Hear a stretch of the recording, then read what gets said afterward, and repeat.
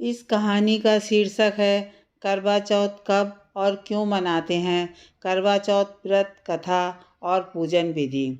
यह एकमात्र ऐसा पर्व है जो भारत के अधिकतर क्षेत्रों की विवाहित स्त्रियों द्वारा किया जाता है, चाहे देहात की स्त्री हो या शहर की पढ़ी लिखी नारी, सभी इसे बड़ी श्रद्धा के साथ करती हैं।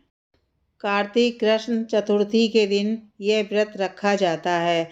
इसे चंद्रोदय व्यापिनी चतुर्थी के नाम से भी जाना जाता है। इस दिन गणपति जी की पूजा होती है। संकष्टी गणेश चतुर्थी की तरह ही करवा चौथ का व्रत निर्जला रखा जाता है तथा इस दिन सभी सुहागन बिना आहार किए देर तक चंद्रोदय का इंतजार करती हैं। इस व्रत को करने के अपने कुछ नियम भी हैं, जिनमें पहला नियम यह है कि यह केवल विवाहित सुहागन स्त्रियों द्वारा ही किया जाता है। अविवाहित कन्याएं या विधवाओं द्वारा इस व्रत को नहीं किया जाता है। अपने पति की आयु, स्वास्थ्य व सौभाग्य के लिए ये गणेश जी से कामना करती हैं।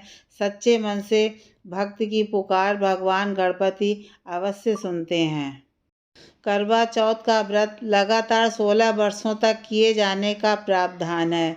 अंतिम वर्ष में उद्यापन विधि के साथ इसका समापन किया जाता है।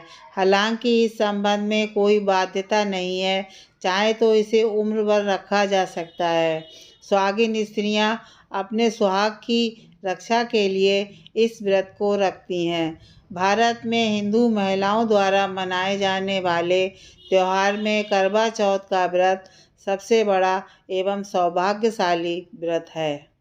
करवा चौथ की प्रथम कथा। बहुत समय पहले की बात है। एक साहूकार के 7 बेटे और उसकी एक बहन करवा थी।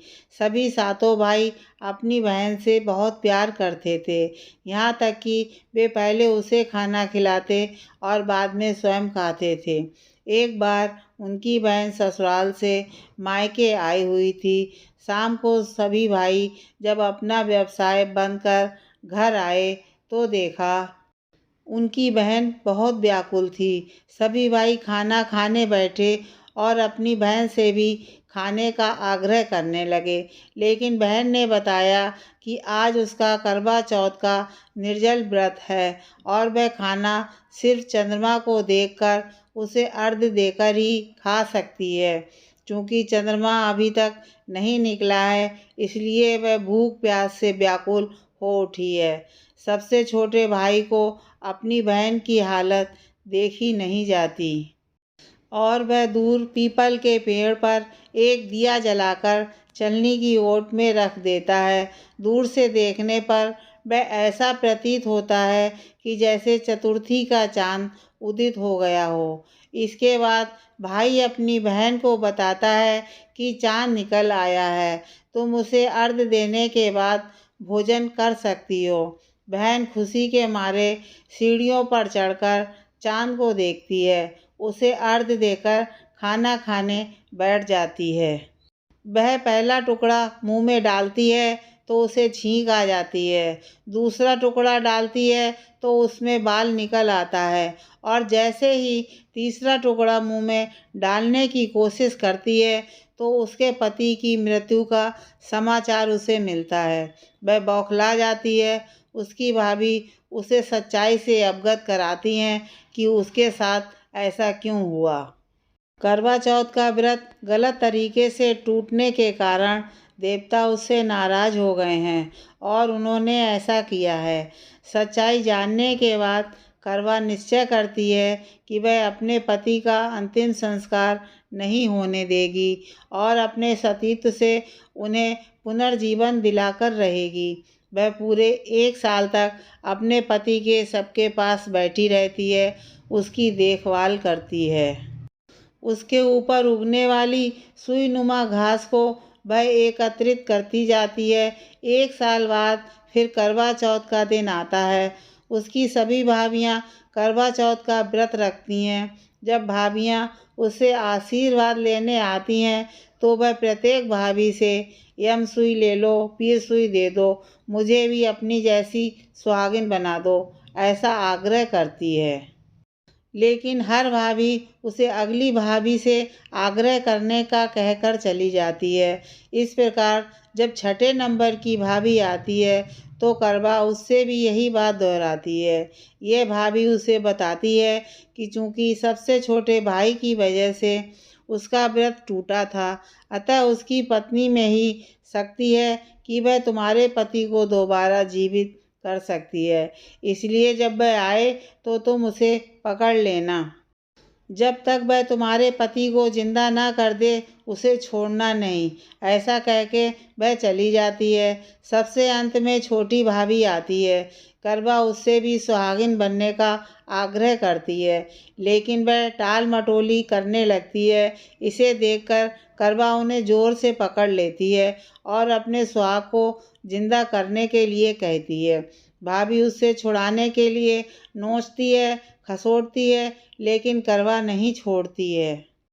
अंत में उसकी तपस्या को देख भाभी पसीज जाती है और अपनी छोटी उंगली को चीरकर उसमें से अमृत उसके पति के मुंह में डाल देती है। करवा का पति तुरंत श्री गणेश कहता हुआ उठ बैठता है। इस प्रकार प्रभु कृपा से उसकी छोटी भाभी के माध्यम से करवा को अपना सुहाग वापिस मिल जाता है। हे श्री गणेश, माँ गौरी, जिस प्रकार करवा को चिर सुहागन का वरदान आपसे मिला है, वैसा ही सब सुहागिनों को मिले। करवा चौथ व्रत की दूसरी कथा। एक समय की बात है कि एक करवा नाम की पतिव्रता स्त्री अपने पति के साथ नदी के किनारे के गांव में रहती थी। एक दिन उसका पति स्नान नदी में करने गया। स्नान करते समय वहाँ एक मगर ने उसका पैर पकड़ लिया। वह मनुष्य करवा करवा कह के अपनी पत्नी को पुकारने लगा। उसकी आवाज़ सुनकर उसकी पत्नी करवा भागी चली आई और आकर मगर को कच्चे धागे से बांध दिया। मगर को बांधकर यमराज के यहाँ पहुँची और यमराज से कहने लगी, हे भगवान, मगर ने मेरे पति का पैर पकड़ लिया है। उस मगर को पैर पकड़ने के अपराध में आप अपने बल से नरक में ले जाओ। यमराज बोले, अभी मगर की आयु शेष है, अतः मैं उसे नहीं मार सकता। इस पर करवा बोली, अगर आप ऐसा नहीं करोगे तो मैं आपको श्राप देकर नष्ट कर दूंगी। सुनकर यमराज डर गए और उस पतिव्रता करवा के साथ आकर मगर को यमपुरी भेज दिया और करवा के पति को दीर्घायु दी। हे करवा माता, जैसे तुमने अपने पति की रक्षा की, वैसे सबके पतियों की रक्षा करना। बालू अथवा सफ़ेद मिट्टी की वेदी पर शिव पार्वती, स्वामी कार्तिकेय, गणेश एवं चंद्रमा की स्थापना करें। मूर्ति के अभाव में सुपारी पर नाड़ा बांधकर देवता की भावना करके स्थापित करें। उसके पश्चात यथाशक्ति देवी का पूजन करें। करवा चौथ पूजा विधि। करवा चौथ 2022 के दिन उदय के साथ ही व्रत करने का संकल्प करें। सासू माँ द्वारा भेजी गई मिठाई, फल, सेवई, पूड़ी, भोज्य सामग्री ही ग्रहण करें। इस दिन प्याज व लहसुन की बनी भोज्य सामग्री बिल्कुल ना करें। शिव पार्वती का पूजा पाठ कर कथा वाचन करें। घर की किसी एक दीवार पर धरना बनाएं जो गेरू रंग व चावल के घोल से बनाई जाती है। शाम के समय खीर, पूरी या मीठे पकवान तैयार करें। मिट्टी की अथवा शिव पार्वती गणेश की मूर्ति की स्थापना करें। पार्वती की मूर्ति पर लाल रंग की चुनरी व श्रृंगार सामग्री सहित कलश पास रखें। बगल में शिव की मूर्ति व गोद में गणेश जी की मूर्ति स्थापित करें। विधि विधान व मंत्रोच्चार के साथ शिव पार्वती की पूजा आराधना करें। घर के सभी सदस्यों के साथ करवा चौथ की कथा का वाचन करने के तत्पश्चात सभी बुजुर्गों का आशीर्वाद प्राप्त करें। रात्रि के समय चंद्र दर्शन का इंतजार करें। चंद्रमा के दिखने पर छलनी से चांद को निहार कर अपने पति के पैर छूकर सौभाग्यवती का आशीर्वाद प्राप्त करें। चंद्र दर्शन के पश्चात अपने पति के पास बैठकर उन्हें भोजन करवाएं। तत्पश्चात स्वयं उपवास तोड़ें।